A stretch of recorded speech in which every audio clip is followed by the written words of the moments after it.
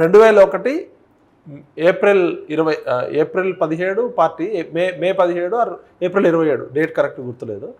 జలదృశ్యంలో party పుట్టింది ఏప్రిల్లో, మేలో సింహగర్జన పెట్టారు. నాకు తెలిసి మే 27 అనుకుంటా. అంత 1,00,000 మంది వచ్చారు.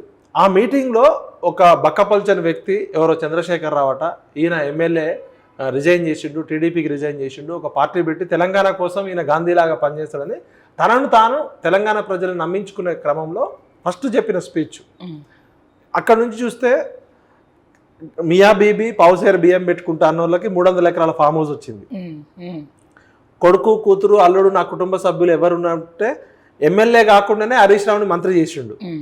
తెలంగాణ ఉద్యమంలో ఎటువంటి పదవులు తీసుకోను నేను అన్నాడు. తెలంగాణ రాకముందే కేంద్ర మంత్రి పదవి తీసుకున్నాడు, అది కూడా షిప్పింగ్ శాఖ. తెలంగాణకి సముద్రం లేదు, ఓడరేవు లేదు, షిప్పింగ్ శాఖ తీసుకున్నాడు. కాంగ్రెస్ పార్టీ మీద ఉద్యమం చేస్తాను 4 మంత్రి పదవులు తీసుకున్నారు. అదేవిధంగా నేను మాట తప్పితే తల నరుక్కుంటా అన్నాడు, దళితుడిని సీఎం చేస్తా అన్నాడు.